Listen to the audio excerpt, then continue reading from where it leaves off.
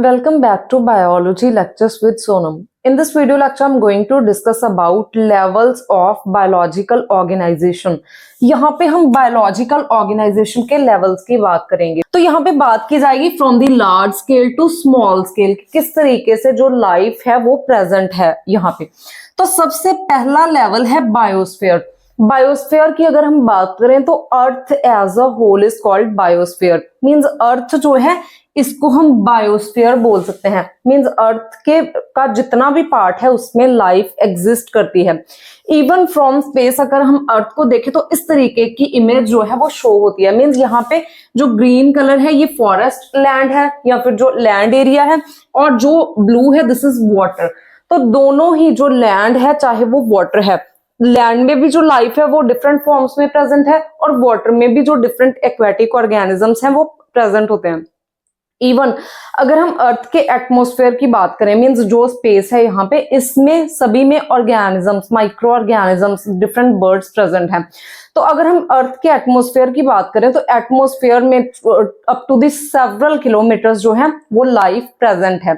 अर्थ के अगर हम नीचे बात करें तो जो सॉइल है, सॉइल में भी डिफरेंट माइक्रो ऑर्गेनिजम्स होते हैं. इवन जो ओशन बेड्स हैं इनके सेडिमेंट में भी सेवरल मीटर्स तक जो है ऑर्गेनिजम्स प्रेजेंट होते हैं. देन हॉट स्प्रिंग्स मींस अर्थ का जितना भी एरिया है ये पूरे का पूरा ऑक्यूपाइड है with the living organisms. So that's why earth is a sphere, और जिस स्फीयर में लाइफ प्रेजेंट है उसे हम बोलते हैं biosphere. So this is the first level of biological organisation.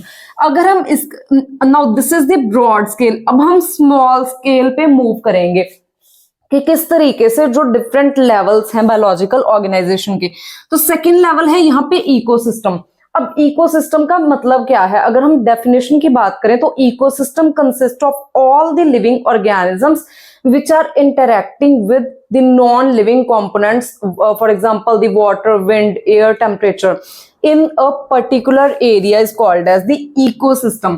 Now for example this is a earth. तो अर्थ जो है इसमें डिफरेंट रीजन्स प्रेजेंट होते हैं according to the temperature, different zones present हैं. This is the equator. Equator line जो है इसके सन बिल्कुल पास में होता है, सामने होता है, तो यहाँ पे सन रेज सीधी पड़ती हैं. तो सबसे ज्यादा जो है हॉट एरिया ये है इक्वेटर. अगर हम यहाँ से मूव करें तो 23 डिग्रीज पे यहाँ पे ट्रॉपिक ऑफ कैंसर प्रेजेंट है. Here is the tropic of Capricorn. यहाँ पे जो है ये टेम्परेट जोन्स प्रेजेंट होते हैं. This is the temperate zone, ये दूसरा टेम्परेट जोन है, और यहाँ पे these are called the poles. Now अगर हम डिफरेंट रीजन्स को देखें तो इक्वेटर जो है ये सन के बिल्कुल सामने है, तो यहाँ पे सन रेज डायरेक्ट पड़ेंगी. और जो इतना एरिया है this is called the tropical area. अब जो ट्रॉपिकल एरिया है, फॉर एग्जाम्पल हम यहाँ पे बायोडाइवर्सिटी की बात कर रहे हैं, जो फॉरेस्ट है वो किस तरीके से वेरी करते हैं डिफरेंट रीजन्स में. जो ट्रॉपिकल एरिया है यहाँ पे sunlight all through out the year available होती है. तो जो फॉरेस्ट इस एरिया में होंगे ये होते हैं एवरग्रीन फॉरेस्ट. मीन्स पूरा थ्रू आउट द ईयर वो ग्रीन रहते हैं, लीफ शेड होते रहते हैं और न्यू लीव्स आते रहते हैं. प्लांट कभी भी जो है पूरे लीफ शेड नहीं करता. इस रीजन में इस तरीके के फॉरेस्ट होते हैं. तो यहाँ पे जो है एवरग्रीन फॉरेस्ट प्रेजेंट होते हैं मेजोरिटी में. तो एवरग्रीन फॉरेस्ट का मींस एक पर्टिकुलर टाइप के फॉरेस्ट है, तो इसे हम बोलेंगे एवरग्रीन फॉरेस्ट इकोसिस्टम. अगर हम इस रीजन में बात करें तो यहाँ पे डेसिडुअस फॉरेस्ट होते हैं टेम्परेट रीजन्स में. जैसे वो फॉरेस्ट जैसे कि यहाँ पे सीजन चेंज होता है, सनलाइट जो है वो ज्यादा होती है, मींस गर्मियां सर्दियां होती हैं, तो जो टेम्परेचर है वो वेरी करता है सीजन्स पे. तो जब भी सीजन ऑफ होता है तो लीव्स शेड होते हैं प्लांट्स के. तो जो ऐसे प्लांट्स जो कि लीफ शेड कर देते हैं एक बार और दोबारा से उन पे लीव्स आते हैं वो है डेसिडुअस फॉरेस्ट. तो यहाँ पे जो डेसिडुअस फॉरेस्ट होगा वो बनेगा डेसिडुअस फॉरेस्ट इकोसिस्टम. अब जैसे हम इंडिया में बात करें तो इंडिया में जो राजस्थान वाला एरिया है that is totally the desert, क्योंकि वहां पे अरावली हिल्स जो है एक बैरियर क्रिएट करती हैं और जो मॉनसून विंड्स हैं वो उसको क्रॉस नहीं कर पाती. तो उस एरिया में, एक पर्टिकुलर एरिया में जो कि राजस्थान में प्रेजेंट है, वहां पे बारिश नहीं होती और बड़े सालों से नहीं हो रही. तो वहां पे डेजर्टिफिकेशन हो चुकी है, तो उसको हम बोलेंगे डेजर्ट इकोसिस्टम. अब इकोसिस्टम में क्या है? इकोसिस्टम एक पर्टिकुलर एरिया होता है जिसमें कि जो पर्टिकुलर मींस टाइम पे एक पर्टिकुलर एरिया जिसमें बहुत सारे लिविंग और नॉन लिविंग कंपोनेंट्स इंटरैक्ट करते हैं। सो ये हो गया इकोसिस्टम। अगर हम इससे लोअर लेवल पे मूव करें तो we can call the community. अब जैसे फॉर एग्जांपल एक टाउन है, तो टाउन में ह्यूमन पॉपुलेशन भी है, डिफरेंट जो है डोमेस्टिक एनिमल्स भी हैं। तो अब एक ही जगह पे बहुत सारे ऑर्गेनिजम्स, लिविंग ऑर्गेनिजम्स प्रेजेंट हैं at the particular area at the specific time, तो उसे हम बोलते हैं community. Means all the living organisms which are present at particular area at specific time is called as the community. इससे lower organization है population. अब हम species specific बात करेंगे। मींस एक पर्टिकुलर जगह पे एक पर्टिकुलर टाइम पे एक ही स्पीशीज के कितने ऑर्गेनिज्म प्रेजेंट हैं, वो है पॉपुलेशन। जैसे इस टाउन में, एक टाउन है तो टाउन में ह्यूमन पॉपुलेशन कितनी है, डॉग पॉपुलेशन कितनी है, कैट पॉपुलेशन कितनी है, प्लांट्स के डिफरेंट स्पीशीज जो है, जैसे मैंगो के कितने ट्रीज हैं। तो अगर हम इस लेवल पे बात करें, स्पीशीज लेवल पे एक पर्टिकुलर एरिया में इंडिविजुअल्स को काउंट करें, तो वो होती है वहां की पॉपुलेशन। उसके बाद है ऑर्गेनिज्म। ऑर्गेनिज्म आता है at the individual level, means single organism जो प्रेजेंट है वो है ऑर्गेनिज्म। पॉपुलेशन में जो सिंगल लिविंग बीइंग है that is called the organism. उसके बाद अब जो ऑर्गेनिज्म है ये किस तरीके से बनता है। जो ऑर्गेनिज्म है इसमें डिफरेंट ऑर्गन्स प्रेजेंट होते हैं जो कि डिफरेंट फंक्शन परफॉर्म करते हैं। अब जैसे कि टंग क्या करती है, बोलने में हेल्प करती है। तो टंग क्या है, ऑर्गन है। नोज, आईज, ये सारे क्या हैं, ऑर्गन्स हैं। लेकिन इनको फंक्शन करने के लिए ब्रेन गाइड करता है। Brain means nervous system guide करता है, और नर्वस सिस्टम के गाइडेंस की वजह से जो मस्कुलर मूवमेंट होती है, जैसे हम कुछ भी बोल रहे हैं तो जो भी बोलना है मुझे वो मेरे ब्रेन में मींस स्टोर्ड है, और उसको बोलने में नर्वस सिस्टम जो है वो उसी हिसाब से टंग के मसल्स को उनकी मूवमेंट करवाते हैं और पर्टिकुलर वर्ड हम बोल पाते हैं। तो यहाँ पे बोलने में, स्पीकिंग में, फिर रेस्पिरेशन में, सर्कुलेशन में डिफरेंट ऑर्गन्स यूज होते हैं। तो जब बहुत सारे ऑर्गन्स जो है एक ही पर्टिकुलर फंक्शन परफॉर्म करते हैं तो उसे हम बोलते हैं ऑर्गन सिस्टम। जैसे प्लांट्स में क्या होता है, फोटोसिंथेसिस। फोटोसिंथेसिस होता है लीव में। Leave is a single organ, leave एक सिंगल ऑर्गन है। लेकिन अब ये जो फूड यहाँ पे लीव्स में बना है ये पूरे प्लांट में कैसे ट्रांसलोकेट होगा, तो इसको ट्रांसलोकेट करने के लिए यहाँ पे फ्लोएम टिश्यूज प्रेजेंट होते हैं जो कि यहाँ पे ब्रांचेस में, स्टेम में, रूट्स में सभी जगह प्रेजेंट होते हैं। तो एक हो गया वो ऑर्गन जो कि सिंथेसाइज कर रहा है फूड को, और दूसरा फ्लोएम जो कि ट्रांसपोर्टेशन में हेल्प कर रहा है। तो एक फंक्शन को परफॉर्म करने के लिए, मींस प्लांट को खाना प्रोवाइड करने के लिए यहाँ पे डिफरेंट ऑर्गन्स यूज होते हैं। और जब डिफरेंट ऑर्गन्स एक ही स्पेसिफिक फंक्शन परफॉर्म करते हैं तो they constitute the organ system. जैसे हम ह्यूमन बॉडी की बात करें तो ह्यूमन बॉडी में 7 डिफरेंट ऑर्गन सिस्टम्स हैं, जैसे कि respiratory system, digestive system, excretory system, nervous system, endocrine system. Different systems हैं जो कि एक ही टाइम पे परफॉर्म करते हैं और एक ह्यूमन बीइंग को उसकी पूरी फंक्शनिंग में हेल्प करते हैं। अगर कोई भी सिस्टम खराब होगा तो वो फुली वर्किंग नहीं हो पाएगी वहां पे। अब इससे अगर लोअर लेवल पे हम देखें तो टिश्यूज प्रेजेंट होते हैं। टिश्यू का मतलब होता है कि एक जो एरिया है या फिर एक specific type of cells which are performing the similar function, they are called as the tissue। अब जैसे मसल्स की बात हो गई तो मसल्स जो है डिफरेंट मसल टिश्यू इस तरीके से ज्वाइन करके जो है मूवमेंट में हेल्प करते हैं। अब एक मसल सेल तो नहीं मूव कर रहा, डिफरेंट जो बहुत सारे मसल सेल्स हैं, जैसे स्केलेटल मसल सेल जो कि हैंड में प्रेजेंट है, ये हैंड की मूवमेंट में जो है हेल्प करते हैं।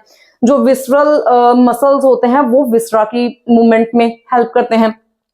तो जो टिश्यू मींस, टिश्यू का मतलब होता है कि स्पेसिफिक टाइप ऑफ सेल्स जो कि ग्रुप में प्रेजेंट हैं और एक ही टाइप का फंक्शन परफॉर्म कर रहे हैं, एक ही टाइप के सेल हैं और एक ही फंक्शन परफॉर्म कर रहे हैं, these are called the tissues. उसके बाद अगर हम इससे लोअर ऑर्गेनाइजेशन में जाएं तो यहाँ पे सेल प्रेजेंट होता है। Cell is the 8th level of biological organisation.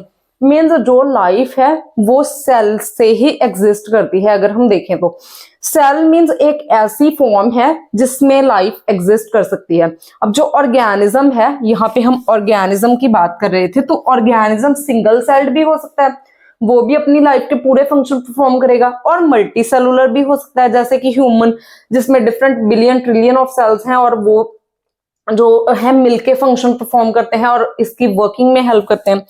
जो सेल है, सेल में डिफरेंट ऑर्गन्स प्रेजेंट होते हैं। जैसे अभी हमने देखा कि जो ऑर्गेनिज्म है इसमें डिफरेंट ऑर्गन सिस्टम प्रेजेंट होते हैं जो कि एक ऑर्गेनिज्म की फंक्शनिंग में हेल्प करते हैं। सिमिलरली जो सेल है, सेल में वेरियस ऑर्गेनेलीज प्रेजेंट होते हैं, मींस सेल के ऑर्गन जो कि फंक्शन परफॉर्म करते हैं। अब जैसे कोई भी सेल है तो सेल को एनर्जी की जरूरत होती है कोई भी फंक्शन परफॉर्म करने के लिए। तो जितने भी सेल्स हैं उनके पास माइटोकॉन्ड्रिया प्रेजेंट होता है जो कि एटीपी की प्रोडक्शन करता है, and ATP is the form of energy जो कि हम यूज कर सकते हैं। हम जैसे खाना खाते हैं तो खाने में क्या है, कार्बोहाइड्रेट्स, प्रोटीन, फैट्स, लेकिन इनमें जो इनके बॉन्ड्स में एनर्जी स्टोर होती है उसको हम एज इट इज नहीं यूज कर सकते। तो जब भी जो केमिकल्स है इनका ब्रेकडाउन होता है तो इनके ब्रेकडाउन के बाद एटीपी की प्रोडक्शन होती है जो कि एनर्जी की फॉर्म है जो कि हम यूज कर सकते हैं। मींस जितने भी लिविंग ऑर्गेनिज्म है वो एटीपी की फॉर्म में ही एनर्जी को यूज करते हैं, एडिनोसिन ट्राइफॉस्फेट। तो सेल में वेरियस ऑर्गेनेलीज हैं, जैसे न्यूक्लियस हो गया, देन गोल्गी एपरेटस जो कि प्रोटीन्स की पैकेजिंग में हेल्प करते हैं, एंडोप्लाज्मिक रेटिकुलम जो लिपिड एंड प्रोटीन की फॉर्मेशन में हेल्प करते हैं, देन राइबोसोम्स जो अगेन प्रोटीन की फॉर्मेशन में हेल्प करते हैं, और भी बहुत सारी ऑर्गेनेलीज हैं। तो जो सेल है, this is called the functional unit of life, basic structural and functional unit of life means जो human body है इसका एक proper structure है। ये structure क्यों ऐसे है, क्योंकि cells जो हैं वो particularly arranged हैं, तो वो एक particularly अपने function perform कर रहे हैं। तो cell is the basic structural means एक organism के structure को define करता है and functional unit of life, और उसमें जो भी function है वो cell ही perform करते हैं मिलके, अगर वो मल्टी सेलुलर ऑर्गेनिज्म है तो। अगर यूनिसेलुलर है तो सिंगल सेल ही सारे फंक्शन परफॉर्म करेगा। उसके बाद अगर हम इससे भी लोअर लेवल ऑफ ऑर्गेनाइजेशन पे जाएं तो these are called the cell organelles. अभी हमने डिस्कस किया कि वेरियस जो सेल ऑर्गेनेलीज हैं, जैसे दिस इज द क्लोरोप्लास्ट, तो क्लोरोप्लास्ट जो है वो फोटोसिंथेसिस में हेल्प करता है। तो ऐसे ही बहुत सारी और भी ऑर्गेनेलीज जो हमने अभी डिस्कस की हैं कि उनके डिफरेंट फंक्शंस होते हैं। तो सेल के अंदर जो सेल एक काम करता है लेकिन उसके अंदर भी डिफरेंट जो है वो ऑर्गेनेलीज प्रेजेंट होते हैं, एक कोई काम कर रहा है दूसरा कोई काम करेगा। तो इस तरीके से जो पूरा सेल है वो अपना फंक्शन परफॉर्म करता है डिफरेंट ऑर्गेनेलीज की हेल्प से। अगर हम इससे भी लोअर लेवल पे जाएं तो यहाँ पे मॉलिक्यूल्स प्रेजेंट होते हैं। मॉलिक्यूल्स जैसे डीएनए, डीएनए एक मॉलिक्यूल है, देन जो है हमारा ग्लूकोज, तो ग्लूकोज एक मॉलिक्यूल है। अब ये जो मॉलिक्यूल्स हैं, ये मॉलिक्यूल्स कैसे बनते हैं? मॉलिक्यूल्स बनते हैं एटम से। मींस जैसे अभी हमने देखा कि cell is the basic fundamental structural and functional unit of life. Here जो मॉलिक्यूल्स हैं इनके जो फंक्शनल यूनिट होते हैं these are called the atoms। Mean जितना भी मैटर है उसमें जो सबसे स्मॉलेस्ट यूनिट है या फिर उनका जो फंडामेंटल यूनिट है वो है एटम। बहुत सारे एटम्स जुड़ के एक मॉलिक्यूल बनता है। जैसे अभी हम यहाँ पे ग्लूकोज की एग्जांपल लें तो ग्लूकोज की स्ट्रक्चर किस तरीके से होती है? दिस इज दी 6 कार्बन, जो ग्लूकोज है इसमें 6 कार्बन प्रेजेंट होते हैं। सो 6 कार्बन बैकबोन है, और 6 कार्बन बैकबोन में जो डिफरेंट मॉलिक्यूल्स हैं ये अरेंज्ड हैं।